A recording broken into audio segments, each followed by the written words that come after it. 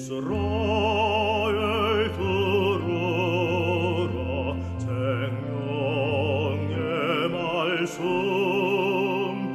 야훼님은 우리의 주님. 참매 예수님 안녕하세요. 오늘 성경 맛들이기 예레미야 32장 1절에서 33장 26절까지 함께 읽겠습니다. 성부와 성자와 성령의 이름으로 아멘. 말씀은 바로 내 곁에 있고 내 입에 있고 내 마음에 있다. 주님, 성령의 빛으로 저희 눈을 여시어 주님의 길을 보게 하시고 저희 귀를 여시어 생명의 말씀을 듣게 하소서. 아멘. 성부와 성자와 성령의 이름으로 아멘.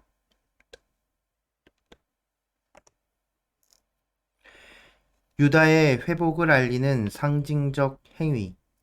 유다 임금 치드키야 제10년 곧 네부카드네자르 제18년에 주님께서 예레미야에게 내리신 말씀. 그때 바빌론 임금의 군대가 예루살렘을 포위하고 있었고 예레미야 예언자는 유다 왕궁 경비대 울 안에 갇혀 있었다. 그를 감옥에 가둔 유다 임금 치드키야가 말하였다. 어찌하여 그대는 이러한 예언을 하는 것이요? 주님께서 이렇게 말씀하신다. 내가 이 도성을 바빌론 임금 손에 넘기리니 그가 이 도성을 차지할 것이다. 유다 임금 치드키야도 칼데아인들 손에서 빠져나가지 못하고 반드시 바빌론 임금 손에 넘겨져 그와 직접 말하면서 그의 얼굴을 마주보게 될 것이다. 그가 치드키야를 바빌론으로 데려가면 치드키야는 내가 찾을 때까지 그곳에 있게 될 것이다. 주님의 말씀이다. 너희가 칼데아인들에게 맞서 싸워도 이기지 못할 것이다. 그러자 예레미야가 말하였다. 주님의 말씀이 저에게 내렸습니다. 너의 숙부 살룸의 아들 하나무엘이 너에게 와서 구원자 고난이 너에게 있으니 아나토에 있는 나의 밭을 사다오 하고 말할 것이다. 과연 주님의 말씀대로 내 사촌 하나무엘이 경비대 울 안으로 저를 찾아와 말하였습니다. 베냐민 지방 아나토에 있는 내 밭을 사게. 그 밭의 소유권은 자네 것이고 구원자 권한도 자네에게 있으니 그것을 자네가 사게. 그때 저는 이것이 바로 주님께서 하신 말씀이라는 것을 깨달았습니다. 저는 아나토에 있는 제 사촌 하나무엘에게서 밭을 사기로 하고 은 17세켈을 달아 그에게 주었습니다. 저는 계약서에 서명하고 봉인한 다음 증인들을 세우고 그 은을 저울에 단 것입니다. 저는 규정과 조건을 담아 봉인한 매매 계약서와 봉인하지 않은 계약서를 받았습니다. 그런 다음 저는 사촌 하나무엘이 보는 앞에서 매매 계약서에 서명한 증인들이 보는 앞에서 그리고 경비대 울 안에 앉아있던 모든 유다인이 보는 앞에서 매매 계약서를 마흐세야의 손자이며 네리야의 아들인 바룩에게 넘겨주었습니다. 그러면서 저는 그들 앞에서 바룩에게 당부하였습니다. 만군의 주 이스라엘의 하느님께서 이렇게 말씀하십니다. 이 계약서들 곧 봉인한 매매 계약서와 봉인하지 않은 계약서를 오랜 세월 보관할 수 있도록 옹기 그릇에 넣어라. 만군의 주 이스라엘의 하느님께서 이렇게 말씀하십니다. 사람들이 이 땅의 집과 밭과 포도원들을 다시 사게 될 것이다. 저는 네리야의 아들 바룩에게 매매 계약서를 넘겨주고 나서 주님께 이렇게 기도하였습니다. 아, 주 하느님, 당신께서는 큰 권능과 뻗은 팔로 하늘과 땅을 만드셨으니 당신께서는 어려운 일이 하나도 없습니다. 자해는 천대에 걸쳐 보여주시지만 조상들의 죗값은 다른 자손들에게 갚으십니다. 위대하시고 전능하신 하느님, 당신 이름은 만군의 주님이십니다. 계획하시는 일이 위대하시고 하시는 일이 거창하신 분, 눈을 드시어 사람들의 모든 길을 살피시고 저마다 제 길과 제 행실의 결과에 따라 갚아주시는 분이십니다. 당신께서는 이집트 땅에서 표징과 기적들을 일으키셨고 오늘까지도 이스라엘과 사람들 가운데 그 일을 계속하시어 이처럼 당신 이름을 떨치셨습니다. 당신께서는 표징과 기적들, 강한 손과 뻗은 팔, 그리고 무서운 공포로 당신 백성 이스라엘을 이집트 땅에서 이끌어내셨습니다. 당신께서는 그 조상들에게 주시겠다고 맹세하신 땅, 젖과 꿀이 흐르는 이 땅을 그들에게 주셨습니다. 그들이 들어와 이 땅을 차지했지만 당신 말씀을 듣지 않고 당신 가르침에 따라 걷지 않았으며 당신께서 실행하라고 명령하신 모든 것을 실천하지도 않았습니다. 그리하여 당신께서는 그들에게 이 모든 재앙을 불러들이셨습니다. 도성을 점령하기 위하여 공격 축대들이 쌓아 올려졌고 마침내 칼과 굶주림과 흑사병 때문에 이 도성은 이곳을 공격하는 칼데아인들의 손에 넘어갔습니다. 당신께서 말씀하신 것이 그대로 이루어졌고 그것을 당신께서 보고 계십니다. 그런데도 주 하느님, 당신께서는 저에게 분부하시기를 돈을 주어 밭을 사고 증인들을 세우라고 하십니다. 이 도성이 칼데아인들의 손에 넘어갔는데도 말입니다. 주님의 말씀이 예레미야에게 내렸다. 나는 주님이며 모든 인간의 하느님이다. 무엇이 나에게 어려운 일이냐? 그러므로 주님께서 이렇게 말씀하신다. 내가 이 도성을 칼데아인들의 손과 바빌론 임금 네부카드네자르의 손에 넘기겠다. 그러면 그가 이 도성을 차지할 것이다. 이 도성을 공격하는 칼데아인들이 들어와 이 도성에 불을 지르고 그곳을 태울 것이다. 지붕 위에서 바알에게 향을 피우고 다른 신들에게 술을 부어 바쳐 나를 분노하게 한 집들도 태울 것이다. 사실 이스라엘 자손들과 유다 자손들은 젊은 시절부터 내가 보기에 나쁜 짓만 저질러 왔다. 이스라엘 자손들은 자기네 손으로 만든 것들로 나를 분노하게 할 뿐이다. 주님의 말씀이다. 이 도성은 사람들이 그것을 세울 때부터 오늘에 이르기까지 나에게 분노와 진노를 불러일으켰으므로 내 앞에서 그곳을 쓸어버리겠다. 임금과 대신들, 사제들과 예언자들, 유다 사람이나 예루살렘 주민 가릴 것 없이 이스라엘 자손들과 유다 자손들이 모두 온갖 죄악을 저질러 나를 분노하게 한 탓이다. 그들은 나에게 얼굴이 아니라 등을 돌렸다. 내가 그들을 줄곧 가르쳤건만 그들은 순종하지도 훈계를 받아들이려 하지도 않았다. 오히려 그들은 내 이름으로 불리는 집안에 역겨운 것들을 세워 그 집을 더럽혔다. 또한 그들은 벤인놈 골짜기에 바알의 산당들을 짓고 저희 아들, 딸들을 몰록에게 제물로 바쳤다. 이런 일은 내가 그들에게 명령한 적도 없다. 유다에게 이따위 역겨운 일을 저질러 죄짓게 할 생각은 내 마음에 떠오른 적도 없다. 그러므로 이제 주 이스라엘의 하느님께서 이 도성을 두고 말씀하신다. 너희는 이 도성이 칼과 굶주림과 흑사병으로 바빌론 임금 손에 넘어갔다고들 한다. 그러나 이제 내가 분노와 진노와 큰 노여움으로 그들을 쫓아보냈던 모든 나라에서 그들을 모아 이곳으로 데려와 편안히 살게 하겠다. 그러면 그들은 나의 백성이 되고 나는 그들의 하느님이 될 것이다. 내가 그들에게 한 마음과 한 길을 주어 그들이 언제나 나를 경외하고 그들 자신뿐만 아니라 그들 뒤를 잇는 자손들까지도 잘 되게 하겠다. 그때 내가 그들과 영원한 계약을 맺으리니 나는 그들에게서 등을 돌리지 않고 오히려 그들이 잘 되게 하겠다. 나는 그들의 마음속에 나에 대한 경외심을 심어주어 그들이 나에게서 돌아서는 일이 없게 하겠다. 나는 그들을 잘 되게 하는 일에 기쁨을 느끼고 마음과 정성을 다하여 이 땅에 그들을 성실하게 심을 것이다.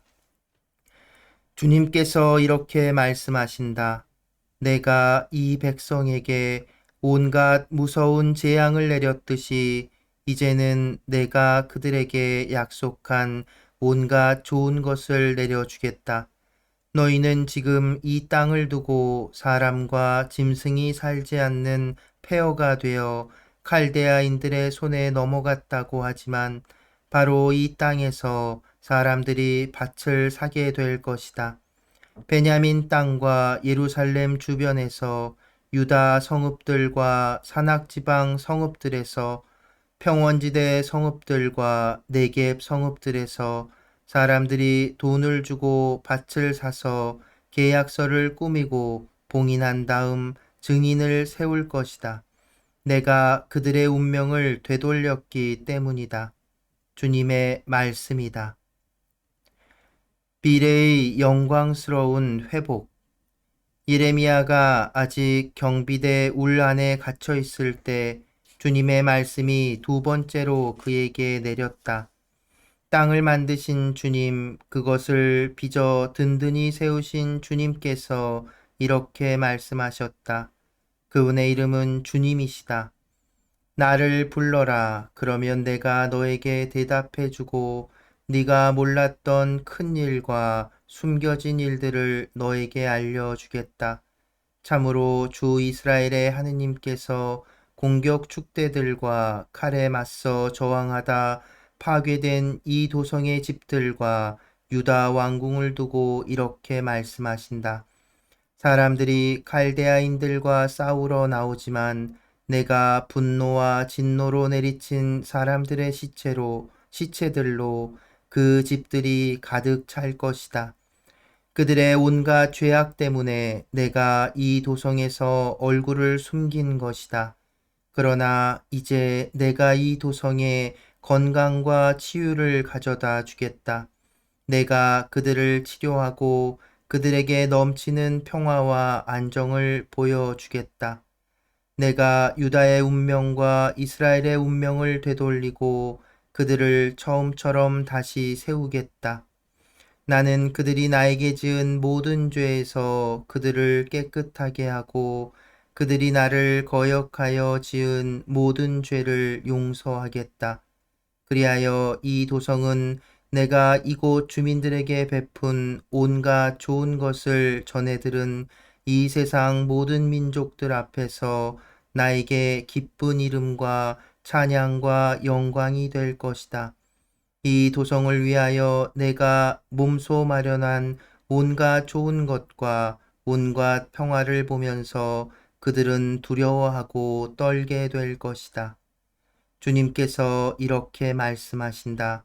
이곳을 두고 너희 스스로 사람이나 짐승도 없는 폐허라고 하는 소리가 아직도 들리는구나.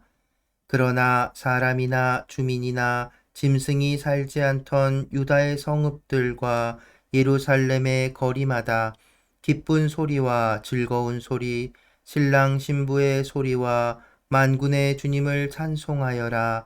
참으로 주님께서는 선하시고 그분의 자애는 영원하시다 하고 말하는 사람들의 소리가 들릴 것이다. 그들은 주님의 집에 감사의 제물을 바치면서 그렇게 말할 것이다. 내가 이 땅의 운명을 처음처럼 되돌릴 것이기 때문이다. 주님이 말한다. 만군의 주님께서 이렇게 말씀하신다. 지금은 사람도 짐승도 살지 않는 황폐한 이곳과 모든 성읍에 목자들이 양떼를 쉬게 할 목장이 다시 생겨날 것이다.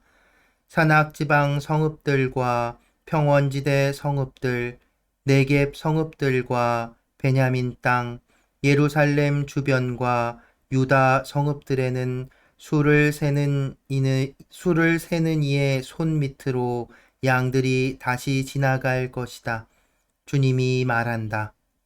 보라, 그날이 온다. 주님의 말씀이다. 그때 나는 이스라엘 집안과 유다 집안에게 한 약속을 이루어 주겠다.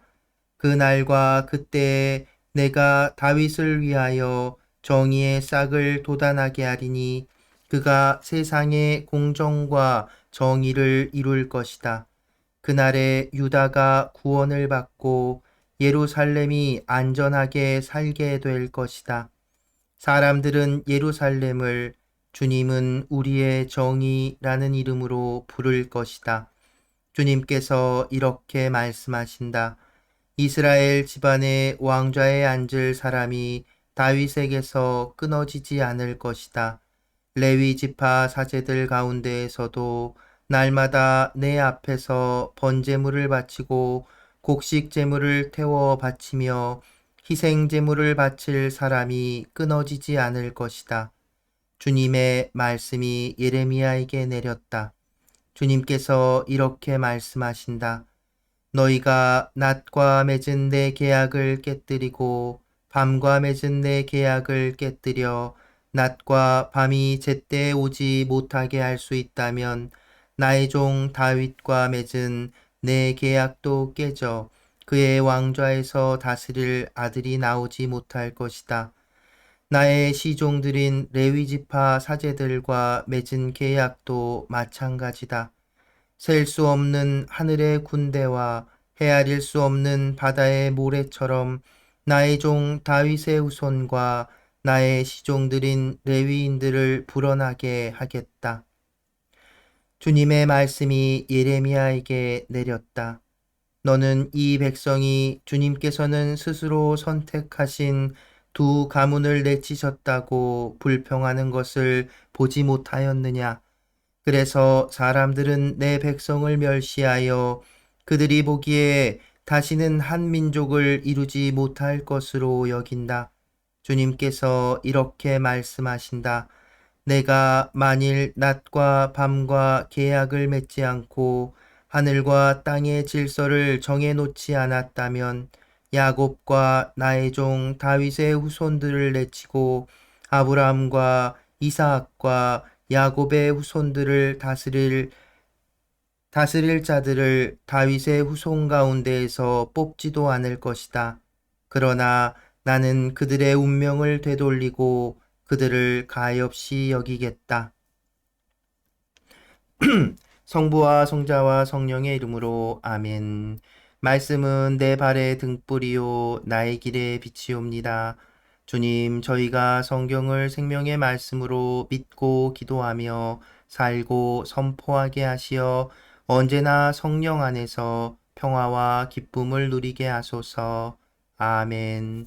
성부와 성자와 성령의 이름으로 아멘. 참여 예수님 안녕하세요. 네, 오늘은 30장 31장에 어제 읽은 30장 31장에 이어서 계속해서 희망에 대한 메시지가 나오고 있습니다. 예레미야 예언서에서 아주 작은 부분을 차지하고 있지만 예레미야 예언자 역시도 분명히 하느님이 말씀하시는 이 멸망, 예루살렘의 파멸에 대해서 그것이 끝이 아니라고 얘기하는 것이지요. 그러면서 그날이 오면 하나님께서 다시 이스라엘을 불러들이실 그날이 오면 이제 새로운 계약을 맺어주시다고 얘기하셨죠. 그 계약은 이전에 가졌던 이제 돌에 새겨진 그런 계약이 아니라 사람들 각각의 마음에 새기는 그런 새 계약이 될 거라고 말씀하십니다. 그런 말씀에 이어서 오늘 32장, 33장에서도 그것에 대한 어떤 표징 같은 것을 또 예레미야에게 명령하시지요. 그게 뭐냐면 이제 이스라엘의 법을 이제 여러분 보시면 이제 구원자라는 사람이 있을 수 있다고 말씀드렸죠. 앞서서도 몇 번 그런 상황들이 나왔었는데 그건 뭐냐면 한 지파에서 어떤 공경에 처하게 된 사람이 있어요.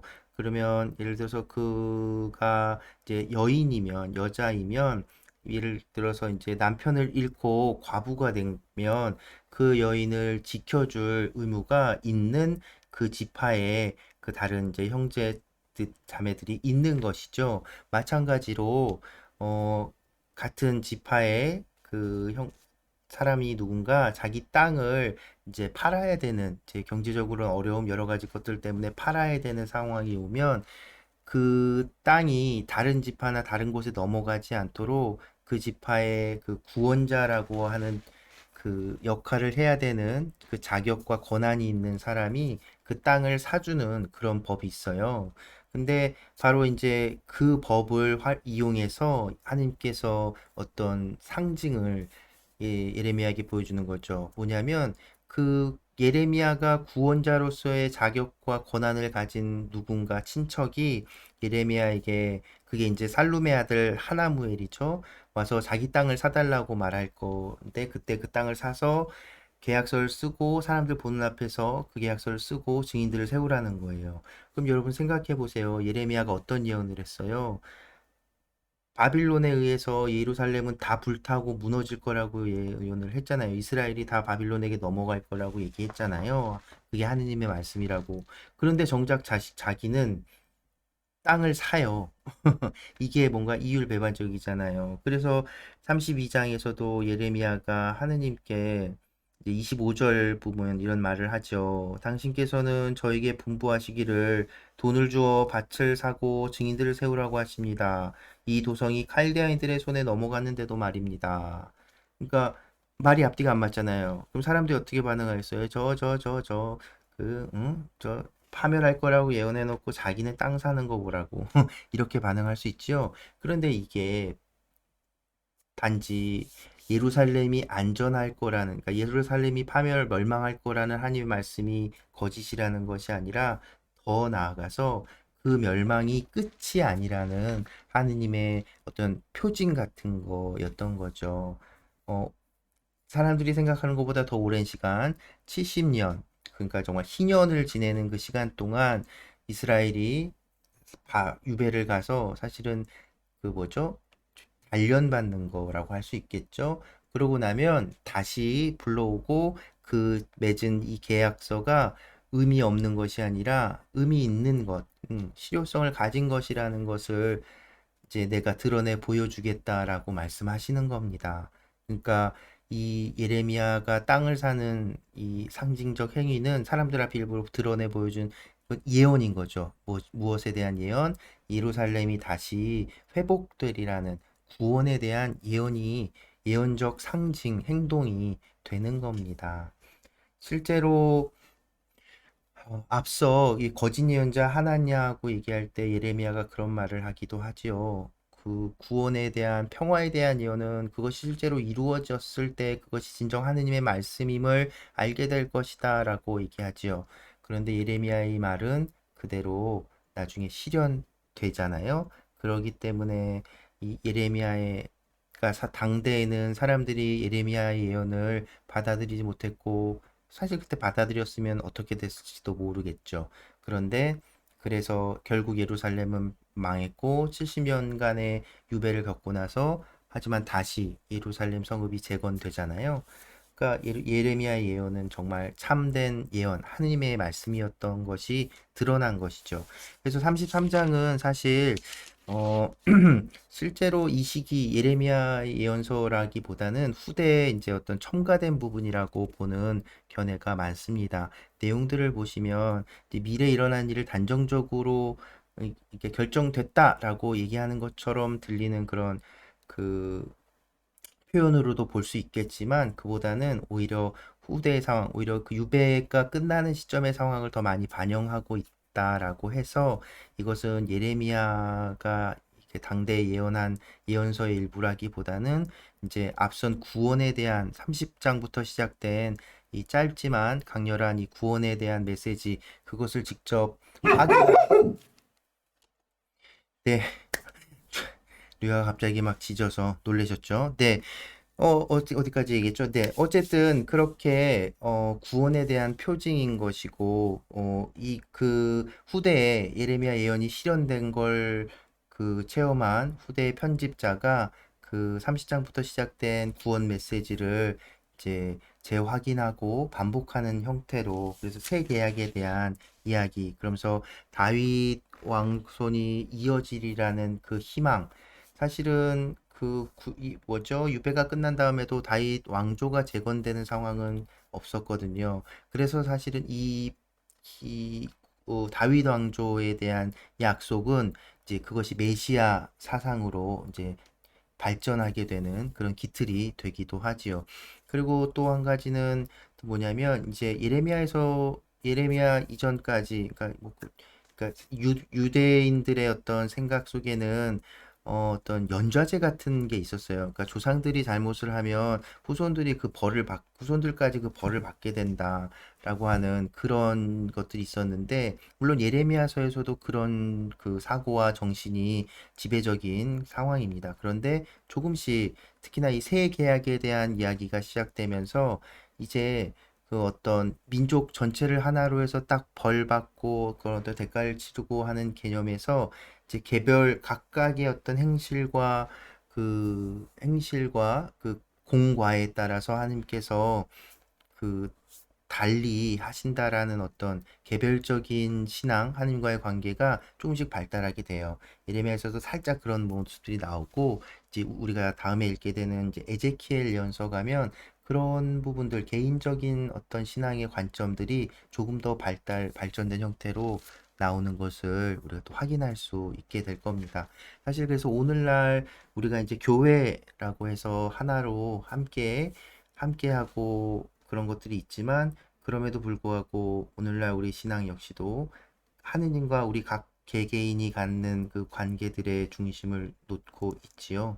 그러니까 신학이라고 하는 것도 시대가 이렇게 나아가면서 이렇게 변화되고 발전되는 형태를 그런 볼 수 있습니다. 그래서 그런 신학의 차이들을 통해서 이 문서들, 성경이나 이런 고대 문서들이 어느 것이 더 앞선 것일까 이렇게 판단하는 기준이 되기도 합니다.